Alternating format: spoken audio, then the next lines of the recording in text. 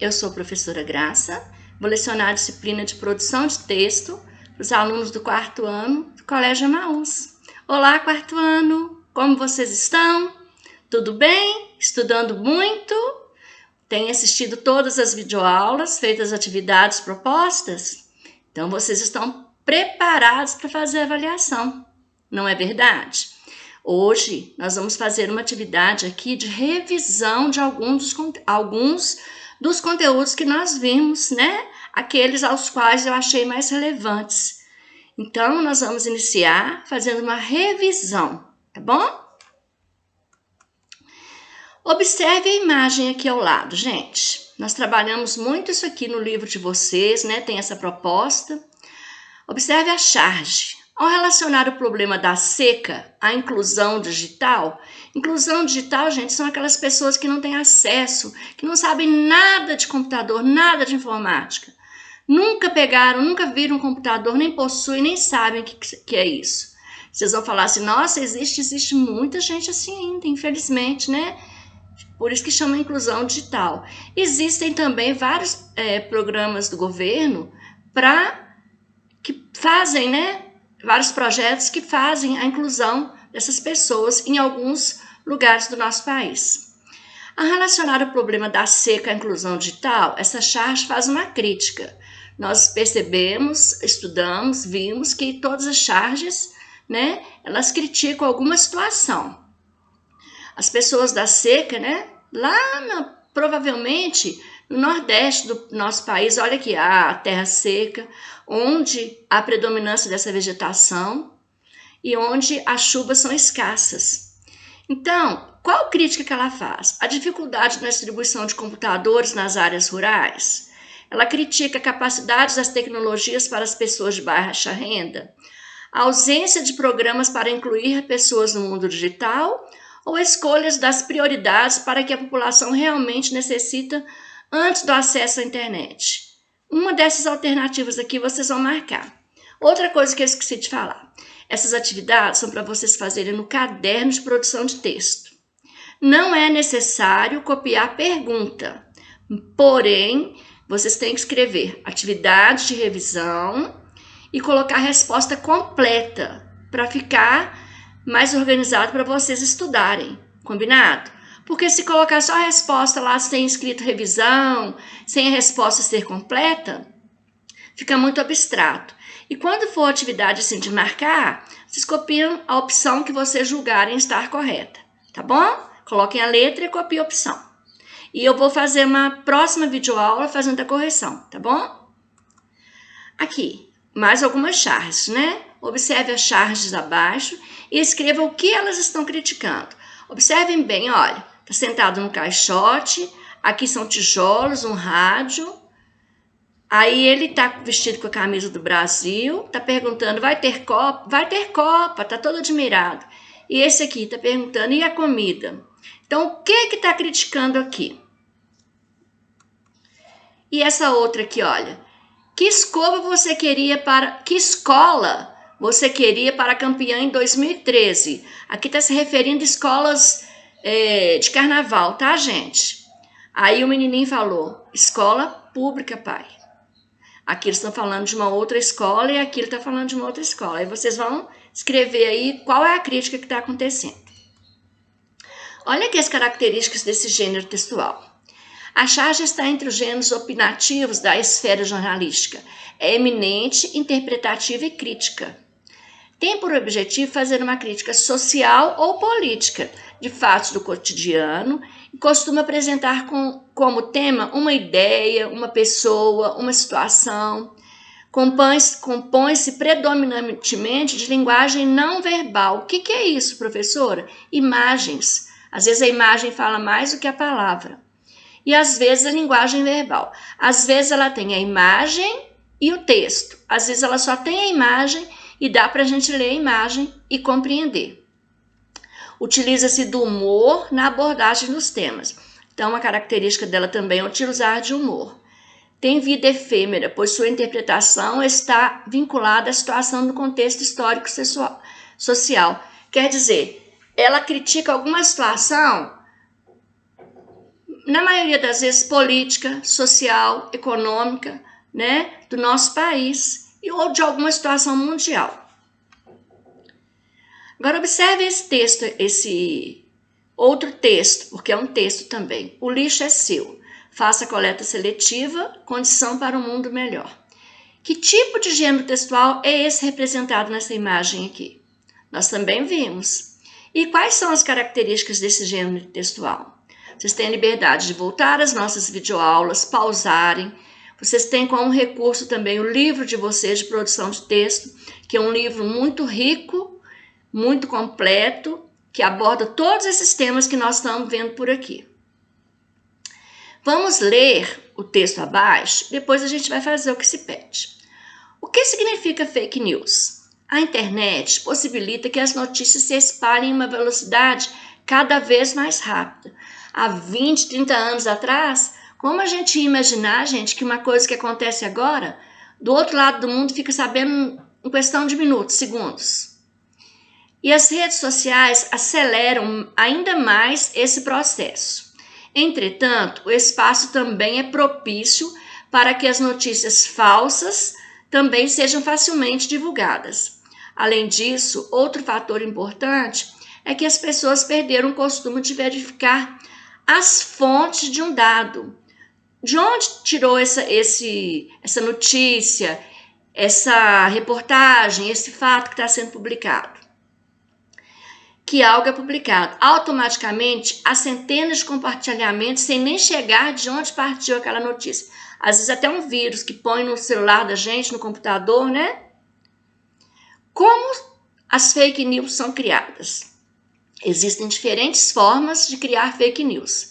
Desde uma simples publicação nas redes sociais, a empresas que são especialistas em viralizar informações falsas.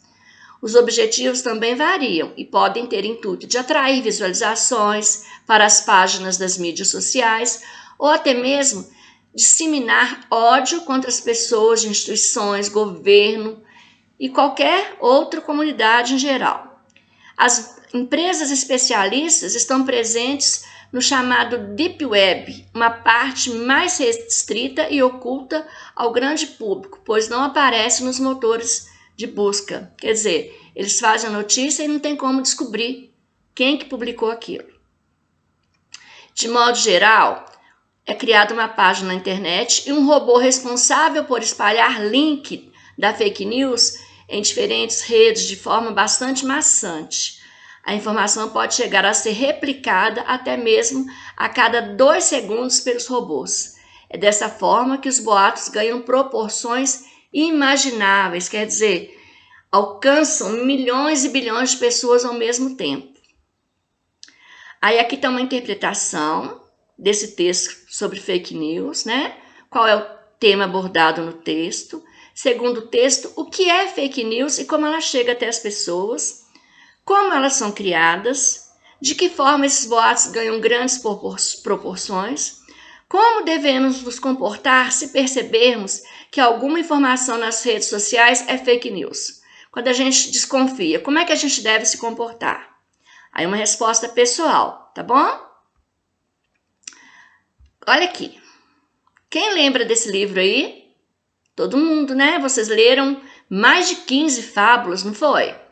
Vocês tiveram a oportunidade de ler várias fábulas do livro ao lado. Eu acredito que foram mais de 15 que vocês leram. Aí eu estou perguntando, quais são as características desse gênero textual? Quais são as características das fábulas? Também tem no livro de vocês, tem nas outras videoaulas, né? E tá bem tranquilo isso aqui. E são fábulas muito gostosas de ler, porque depois que a gente lia as fábulas, tinha um comentário, né? Das pessoas, os personagens do Sítio do Pica-Pau Amarelo. Por isso que chama Fábulas Recontadas por Monteiro Lobato. Foram muito interessantes e eu acredito que vocês tiveram oportunidade de aprender muita coisa com essas fábulas aqui. Outra imagem, gente. Observe a imagem e responda a qual gênero textual ela pertence e quais são as características desse gênero.